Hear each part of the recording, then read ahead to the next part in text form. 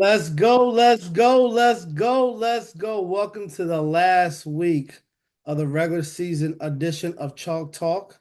I'm your host, JB. I'm with a familiar foe, guys. You know him as Vernon Craig Hunter, the head coach from Jefferson High School. I've had him on quite some times this year. He had some good weeks, some bad weeks, but nonetheless, they're ready for the playoff run. Coach, how are you doing? I'm doing well, doing well. Just getting ready for this last home game.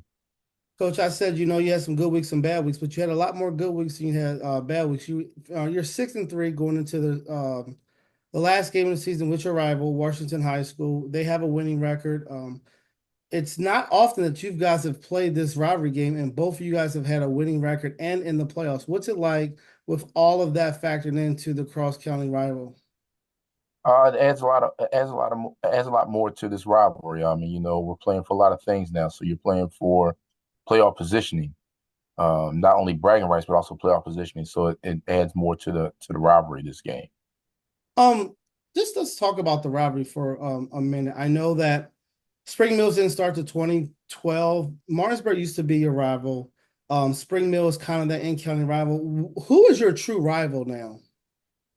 I mean, I guess it is Washington. I mean, after all the years that they've been open since 2008, these kids that have grown, that played against each other pretty much their whole life, it's really now become more of the rival. Yeah, I think it's fitting. Many people don't know, but they're going to know after they watch this Chalk Talk edition. You're playing your rival. It's senior night, but also you guys are inducting Sarah Lewick into the Hall of Fame, the first ever group that's going into the Hall of Fame. What is it? What does it mean to you as an ex-player, a Jefferson High alum, that are finally getting the Hall of Fame and you're getting to induct somebody such as Sarah Lewick? It means a lot. It's long overdue. We all know it's long overdue that Jefferson High School has been open, I think, 52 years, and they've never done a Hall of Fame. And that to induct someone who was Jefferson's number one fan in every sport, like Sarah Lewick, it's a big thing. So to go out and hopefully get a win, not only for the playoff run and for the kids, but also for the Hall of Fame class, all those people who have been here and supported Jefferson High, whether they've been coaching or fans or former athletes. Yeah, so it is Hall of Fame week. You're going to have a big crowd. It's a county rival. Who's going to give that Hall of Fame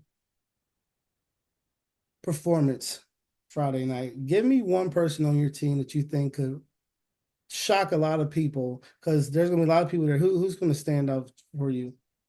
Uh, I don't. I really. It's hard for me to say. I mean, we got guys who can at any point in time just be dynamic on the field. Washington's going to blitz us a lot, so I mean, it's going to depend on how that goes for the running game.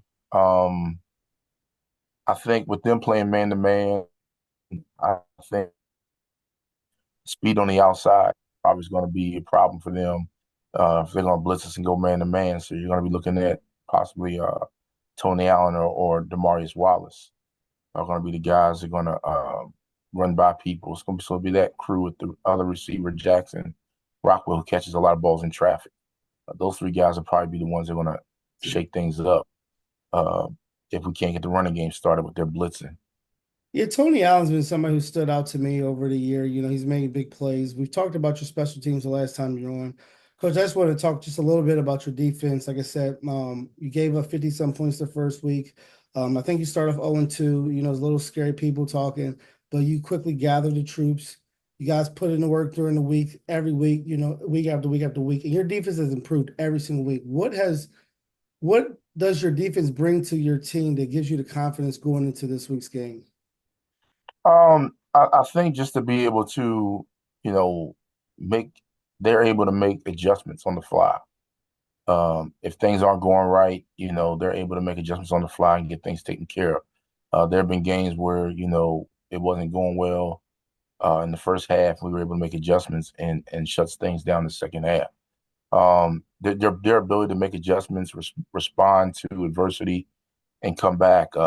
Also, we have the ability of those same guys on offense we have on defense. So the ability to, if we need to lock up man to man and blitz and put pressure on people.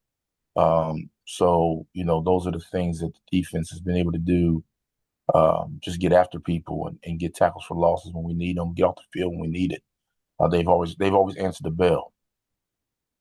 You said something that really stood out to me. You said to be able to adjust on the fly. That's a testament to your coaching staff.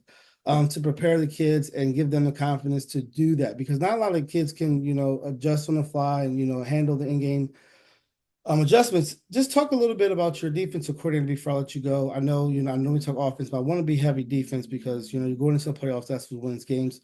What has he brought to the table this year, throughout this run, getting back on track after the slow start?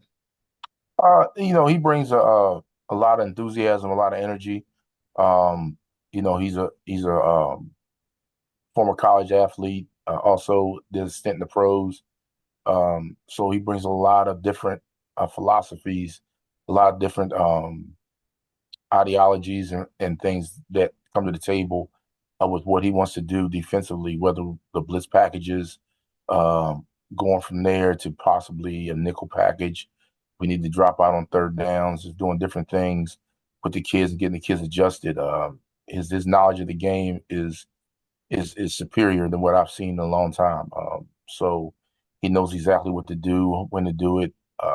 He measures everything out, when he's going to see what he wants to blitz versus what looks he's going to get. So he's very calculated in everything he does. Even in practice, he's calculated. So I think he does a great job of doing that and making halftime adjustments. So Well, we've it's, definitely, on the outside and have seen the progression of your defense. So I'm sure he's a great coach. I don't know him personally, but it sounds like he knows what he's doing, and I'm sure you guys will ride that and him into the playoffs. We wish you the best of luck, Coach. Just give a good show, be healthy, go into the playoffs, represent the Eastern Panhandle. To me, it's the hardest conference in the state, and you guys got through. You said you're 6-3, going to end the 7-3, hopefully. You know what I say? We'd like to see the kids succeed both on and off the field. Good luck, and I will see you next week for the first round of the playoffs. Thank you.